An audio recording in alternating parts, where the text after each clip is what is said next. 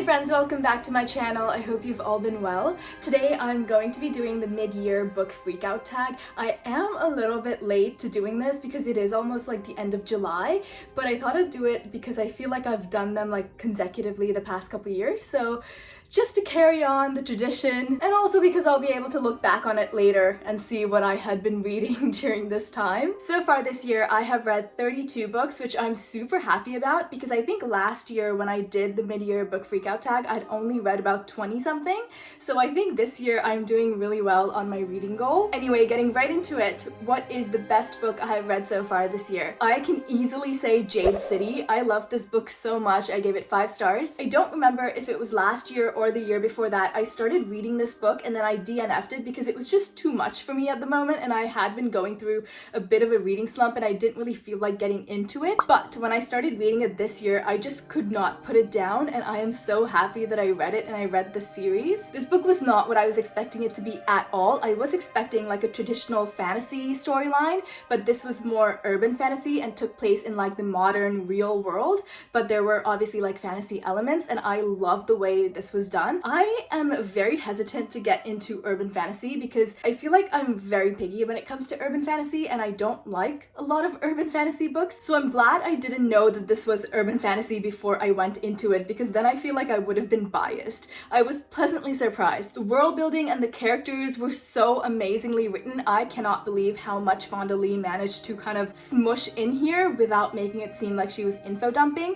and the characters are just so amazing. I love all the characters so much. They're so real, especially the villains. They are so well developed and they feel like real people instead of just like evil little caricatures. I loved the way the plot of this book unfolded. Like, there weren't any big gotcha moments where like stuff happens out of the blue. Everything is well planned out and foreshadowed, and the plot just moves so steadily along that I just love the way the story is told, and I can't fully explain what I mean. Overall, this was honestly one of the best books I've read this year, and I'm so glad I read it. The next question is, what is the best sequel I read this year? And I have 2 answers for this because I just could not decide between them. The first book I want to talk about is Heart of the Sun Warrior, which is book 2 after Daughter of the Moon Goddess. There is nothing I love more on this entire planet than the ending of this book. I can't say a lot about this book because it is the second book and I don't want to give anything away, but our main character is Xingyin, and she is the daughter of the moon goddess, and her existence is a secret. But in the first book, she had to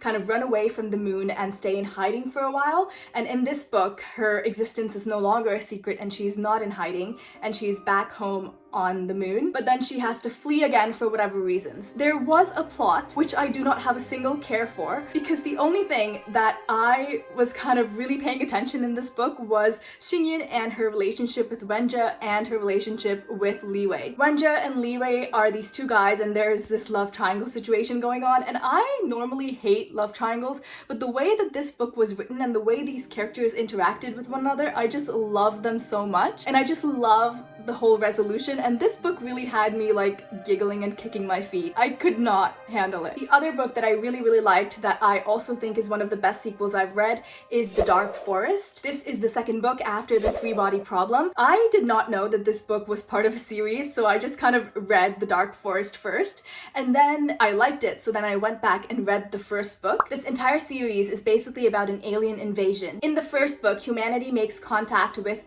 these aliens, and these aliens realize that the Earth is like this wonderful planet which is so much better than their own planet, and they decide to invade Earth and live there instead. But it's gonna take them 400 years to do so. So in the second book, all our main characters know that the aliens are bound to come to Earth in 400 years, and before that happens, they have to find some sort of a solution to kind of figure out this whole alien invasion situation. I'm gonna admit this book was super hard to read. I did not like the writing style, I did not like the characters, but I love the concepts and ideas that this book addressed. It takes a very realistic approach to the whole alien invasion situation. Like, humanity is not just all united in arms and fighting the aliens. They are very much fighting each other instead. All the governments of all the different countries are not in agreement with each other. They are fighting each other. The US is like, well, this sucks, but we're gonna do our own thing. And everyone is kind of like doing their own thing and not really like coming together as humanity. So really all the humans are just fighting amongst themselves. So that's what's happening on the politics side.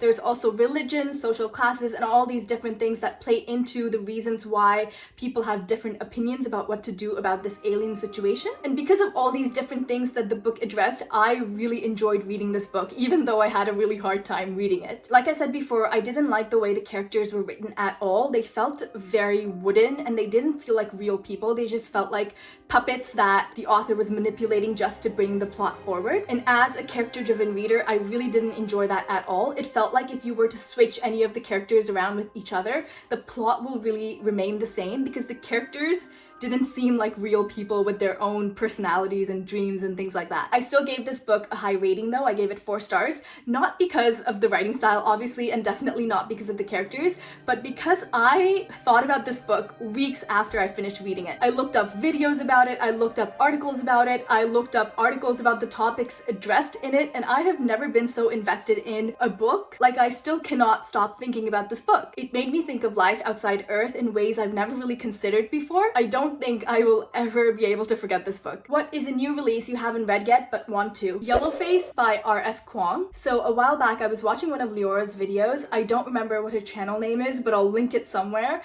And she talked about Yellowface and about how she thought this was like non-fiction, but it is in fact fiction. And I also thought that this book was non-fiction until I watched that video. I thought this book was about the publishing industry, like in the real world, and R.F. Kuang's journey to get her books published.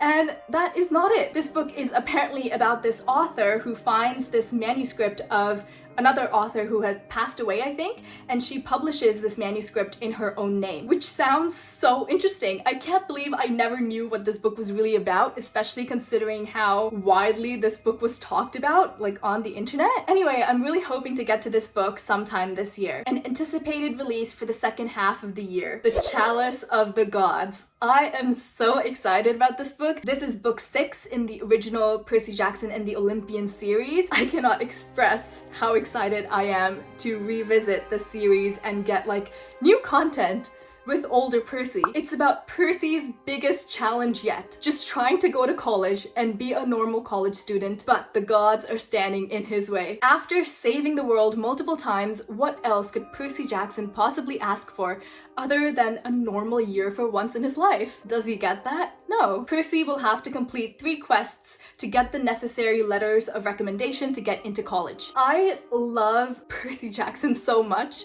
He could quite literally be digging a ditch and I would read about it and enjoy it as well. What was your biggest disappointment? My year of rest and relaxation. So many people were talking about this book. I could not scroll in peace for 30 seconds without coming across someone singing praises about this book, so I decided to finally read it. I have never been more disappointed in my life. This book is about a horrible woman, and she decides that she wants to sleep for an entire year. And she goes to this sketchy little therapist and gets tons of medication that she mixes, and they just knock her out for long periods of time. I hated her so much, and you are supposed to hate her. She's supposed to be like an unlikable narrator, but when I'm reading through the point of view of an unlikable character, there are usually other likable things. That was not the case for this book. The character was unlikable, the plot was like non-existent, all the other characters were like mediocre, and just everything about this book was so horrible. There was no character development whatsoever. The main character was horrible in the beginning, she was horrible in the end,